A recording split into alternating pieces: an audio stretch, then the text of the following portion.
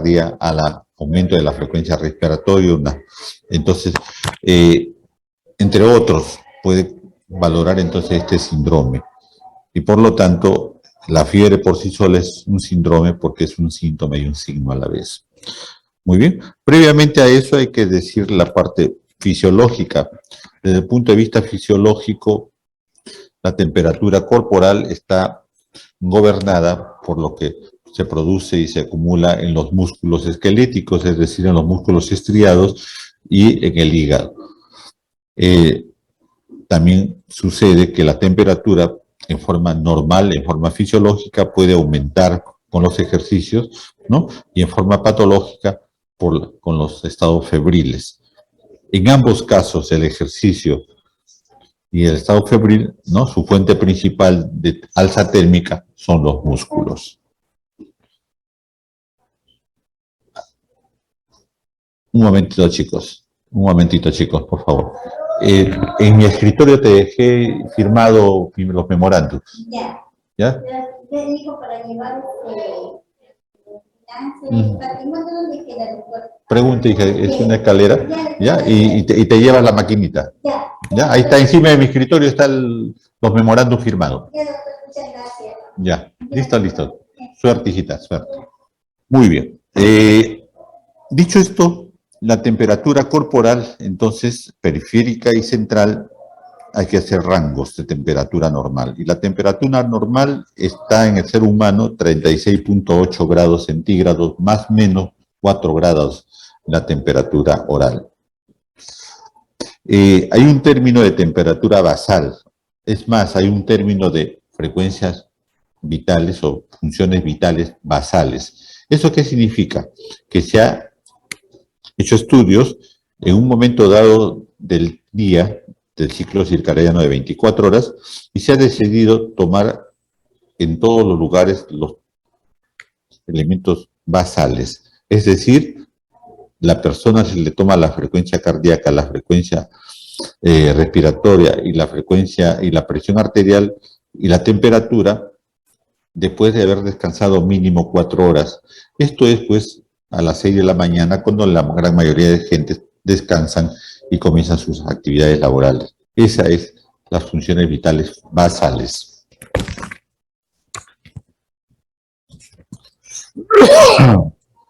Pues bien, también la temperatura oral puede ser tomada en forma axilar y en forma rectal. La axilar va casi igual que la oral y se tomaba axilar anteriormente. ¿Por qué? Porque los termómetros eran económicamente más caros y se rompían con mayor facilidad, entonces los termómetros se usaban en forma masiva y por lo tanto en vez de que sean en forma oral se usaba la axila, que también da elementos de temperatura en forma real. Y la otra eran los niños pequeños, los lactantes, en las cuales no se podía tomar temperatura oral ni axilar y por lo tanto se crearon los termómetros. Ahora ya no, porque ahora las cintas adhesivas que le marcan exactamente, pero se tomaban en temperaturas rectales. En este caso la temperatura rectal era un poquito mayor que la oral, más o menos 6 de la temperatura oral. Pues bien, la temperatura del ser humano, bajo los términos que hemos quedado, es una temperatura casi constante. Puede usted estar en invierno, puede estar en verano, puede estar en el polo norte o puede estar en el ecuador. El organismo tiene mecanismos que esa temperatura se mantenga constante y por lo tanto esos mecanismos que mantienen la temperatura constante se llaman mecanismos que disipan, mecanismos que lo aumentan y elementos que conservan el calor. Todos ellos en forma conjunta hacen que nuestra temperatura sea justamente la que tenemos.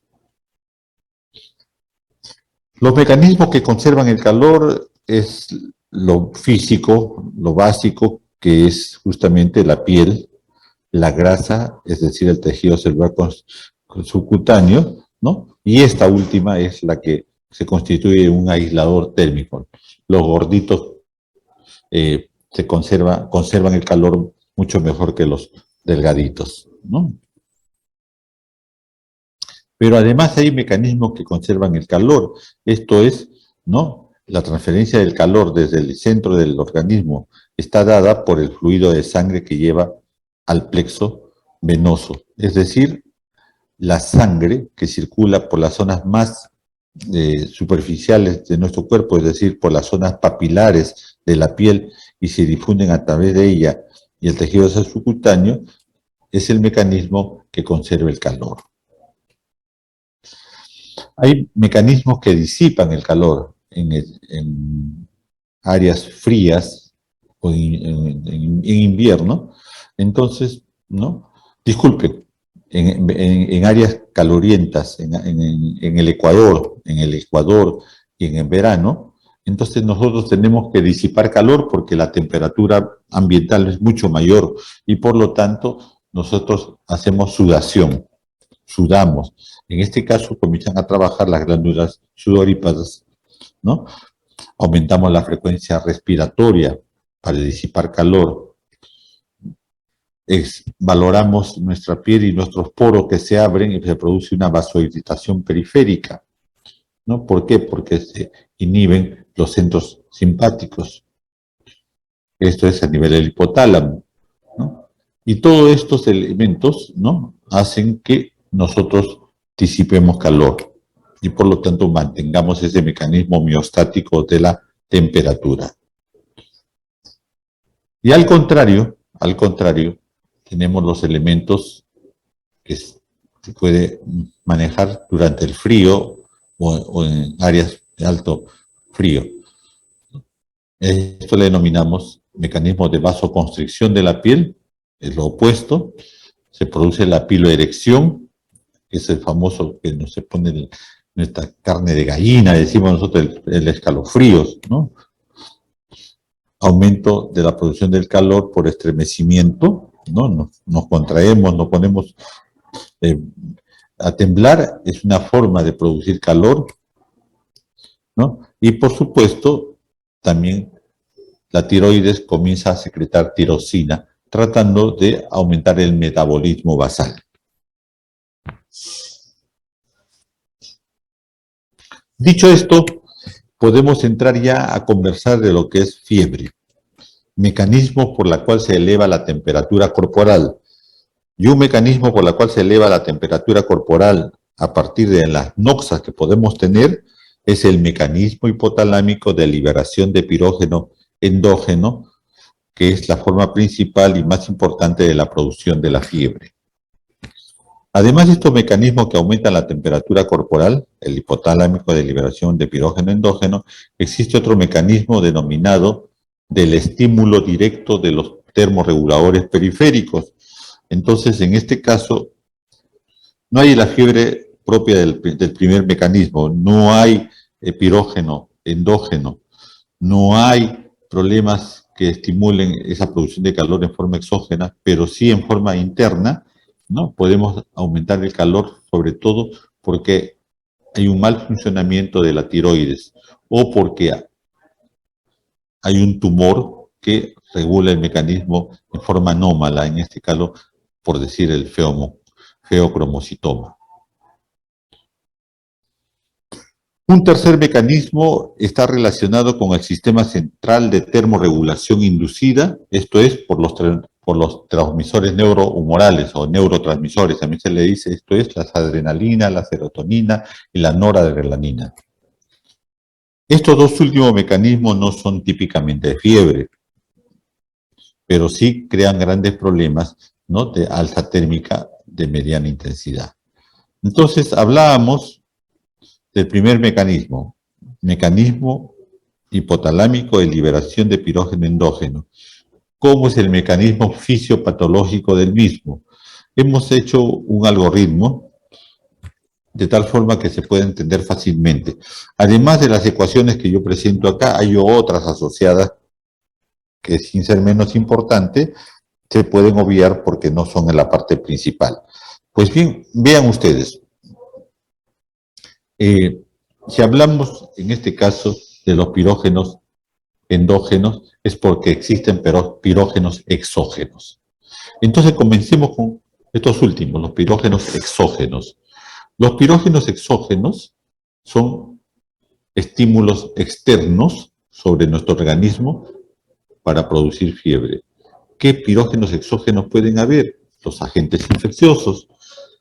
¿Qué agentes infecciosos?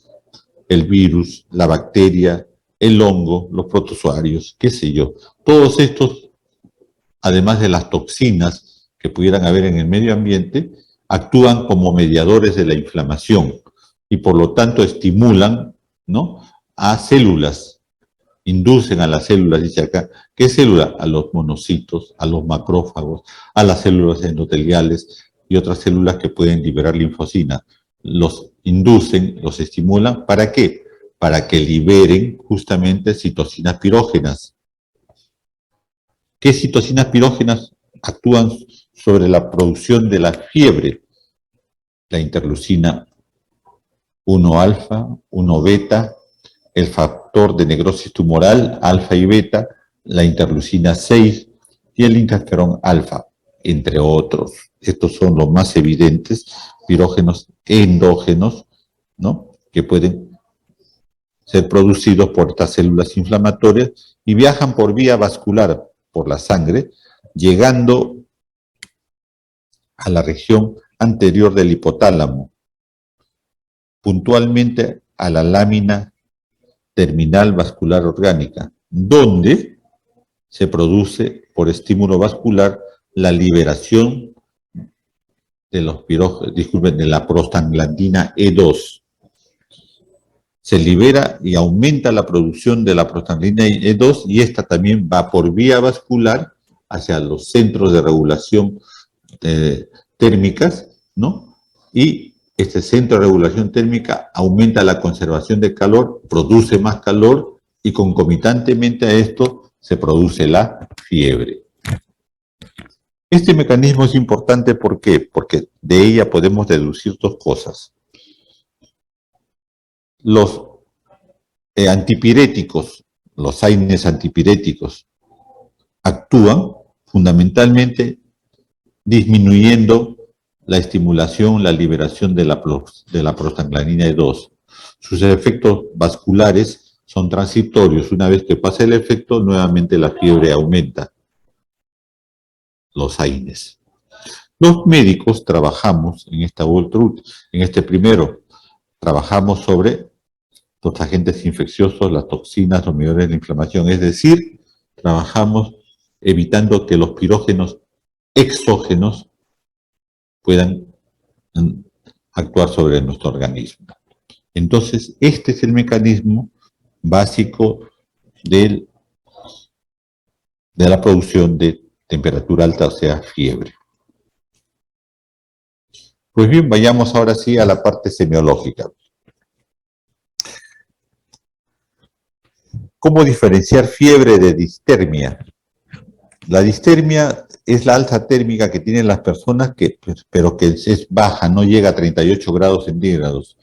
Y estas se producen por trastornos propios de la producción de factores internos, llámese hormonas, llámese tiroides, ¿no?, la tirosina, llámese sistema nervioso central, llámese procesos infecciosos que son más que todo inflamatorios, pero que no son producidos por pirógenos exógenos.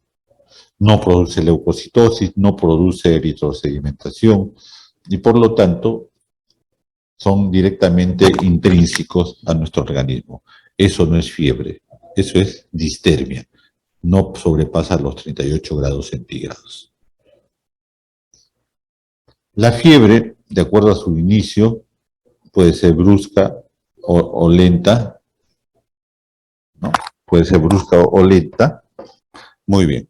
Les decía en ese sentido, por su forma de inicio puede ser brusca o insidiosa, por su intensidad puede ser febrícula cuando no pasan los 38 grados, ligera cuando no pasan los 38.5, moderada cuando no pasan los 39.5, intensa 40.5 y elevada más de 40.5. Por su duración pueden ser aisladas o de corta duración o pueden ser prolongadas. sobre todo cuando la fiebre sobrepasa los 10 días. Decíamos que la fiebre por sí sola constituye un síndrome, porque es síntoma y signo. Estos síntomas y signos, ¿no?, están asociados a otros síntomas y signos que se producen conjuntamente con la alza térmica, con la fiebre. Síntomas: tienen ustedes la sensación de calor, escalofríos, cefalea, mal estado general, astenia, sed, anorexia, polimialgia. Síntomas: el paciente nos dice que tiene la molestia. Los signos son los que el médico puede observar: facies febriles, taquicardia, polimnia, piel caliente, mucosas secas, sudoración, y puede disminuir el volumen urinario en 24 horas, y a eso le llamamos oliguria. Valorando las temperaturas 41 grados centígrados, ya el daño cerebral es evidente. A los 43 grados centígrados, generalmente el daño cerebral es evidente, es persistente, y estamos en coma y la muerte aparece en cualquier momento. Entonces, ese es el motivo por qué a los niños que hacen alza térmica, fiebre alta, tiene que bajársele rápidamente y no podemos esperar medicamentos, tiene que ser por medios físicos, es decir, baño total con agua tibia o fría, haciendo que la temperatura baje rápidamente. ¿Por qué? Porque el daño cerebral puede ser evidente. Ahora bien, la fiebre así prolongada puede llevarnos a valorar la curvatura febril, o sea, cómo evoluciona la fiebre en una gráfica. Y en relación a ella tenemos fiebre continua, tenemos fiebre remitente, intermitente, recurrente, ondulante, irregular, éctica, fiebre en dromedario. Claro está que estas fiebres están asociadas muchas veces a procesos infecciosos clínicamente establecidos. Vamos a ver gráficas de estas fiebres. Acá tienen ustedes la fiebre continua, ¿no? La fiebre continua, que está en relación justamente al hecho de que hay temperatura febril por varios días, pero esta temperatura se mantiene constante, menor a una elevación de 1 grado. Siempre están jugando solamente menor a 1 grado. La fiebre continua. En cambio, la fiebre remitente, en este caso la temperatura tiene una variación de hasta 2 grados. Se puede llegar a la fase febril muchas veces, pero la temperatura febril se mantiene constante, pero una variación de 2 grados día a día. Variación de grados. 2. Variación de 1 grado. 2 grados generalmente. Después tenemos la fiebre intermitente. En este caso, la fiebre intermitente nos permite valorar fiebres cotidianas, o sea que la temperatura está baja en la mañana y alta en la tarde. Baja en la mañana, alta en la tarde. Esta es una fiebre cotidiana. Esta misma fiebre intermitente puede ser 3-1, 2 días sin fiebre, 2 días sin fiebre y 1 día con fiebre. A esto se le denomina fiebre terciana. Después tenemos la cuaterna, 3 días sin fiebre y 1 día con fiebre.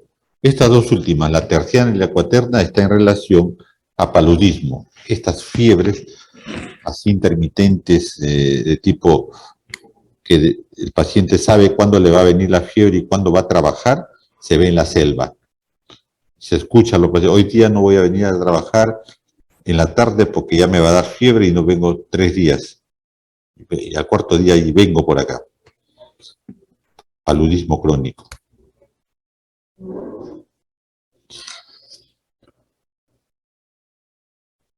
Tenemos las otras fiebres. Miren ustedes, esta es interesante. La fiebre recurrente. En este caso son varios días con fiebre y varios días afebril. 2, 3, 4 días con fiebre y 4 días afebril. No hay fiebre. Son fiebres recurrentes. Después tenemos la fiebre en forma ondulante. muchos le dicen dromedario. Esta fiebre ondulante está en relación generalmente a brucelosis, a la fiebre malta, la brucelosis melitensis, Brucella melitensis. La fiebre acompaña a la enfermedad haciendo que en forma paulatina, día a día, vaya subiendo a la misma hasta que tiene un punto alto y comienza a bajar, no violentamente, no en picada, sino lentamente también, va bajando la fiebre, para volver, para tener días sin fiebre y como ven acá, volver a tener nuevamente fiebre.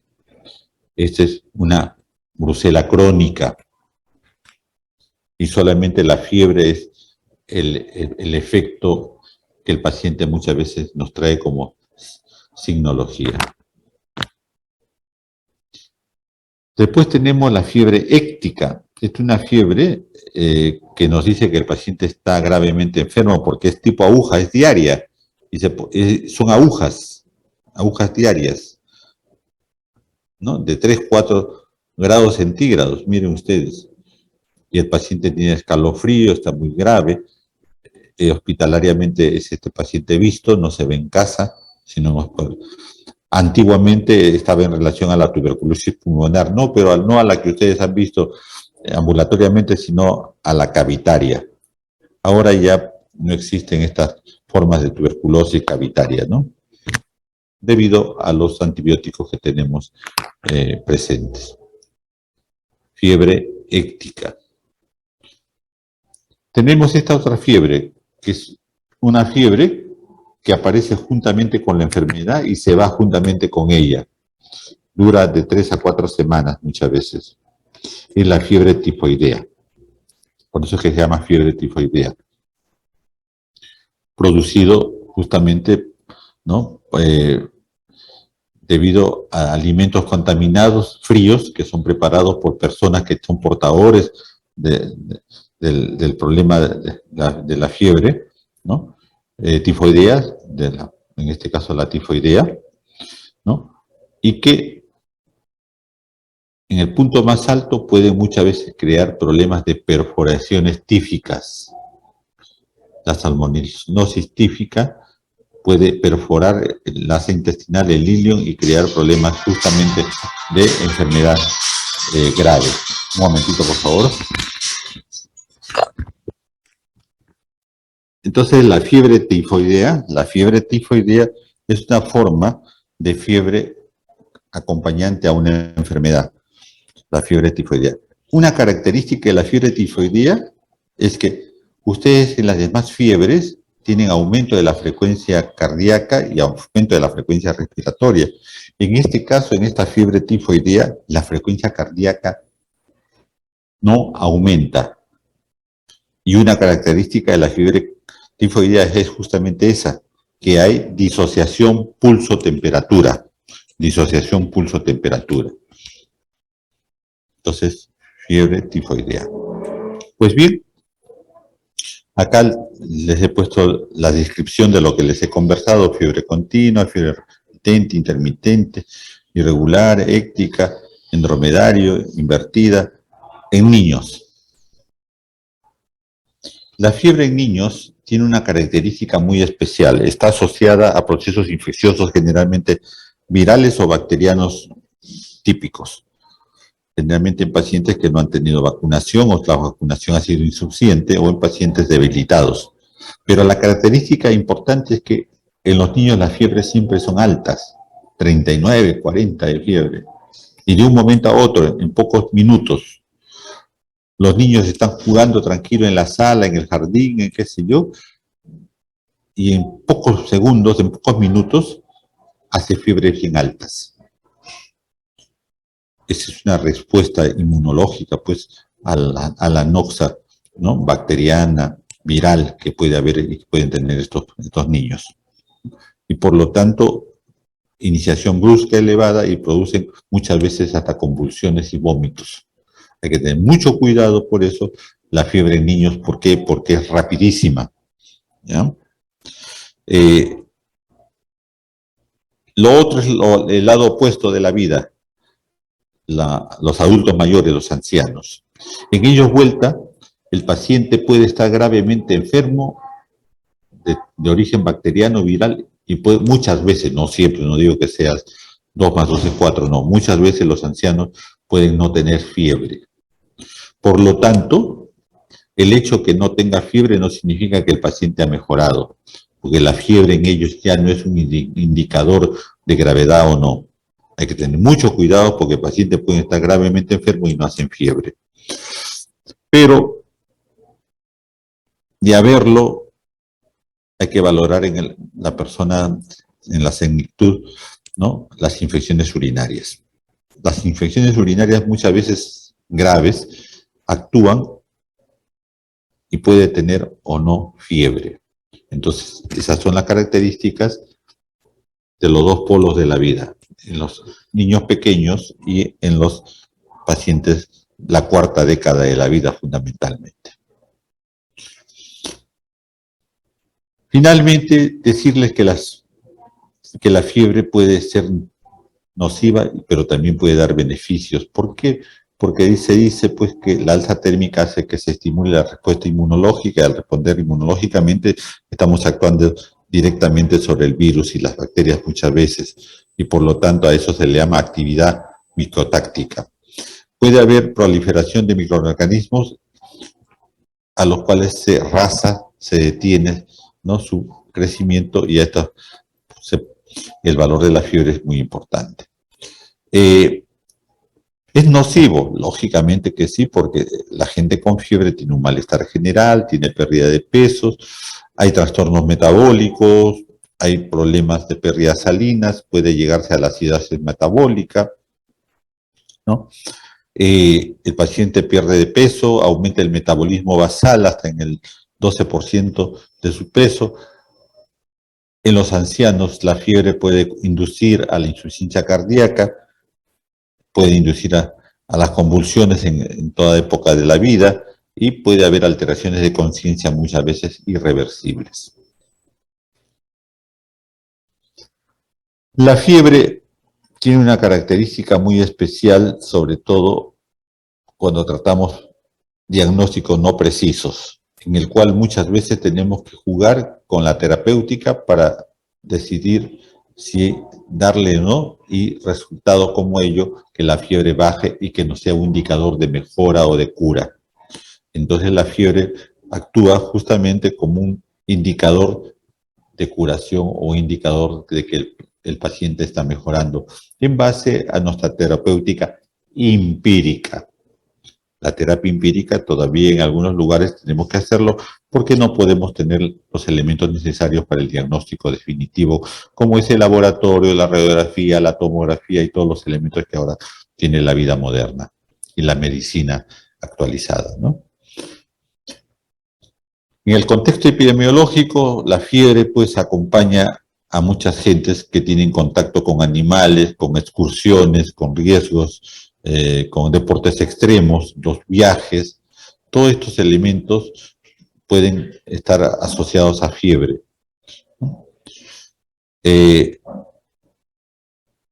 La característica de esta fiebre finalmente también puede estar asociada a problemas neoplásicos, fiebres de origen desconocido, fiebres que no le encontramos la causa directa etiológica del problema, que las catalogamos dentro de ese gran número de orígenes de fiebre desconocida.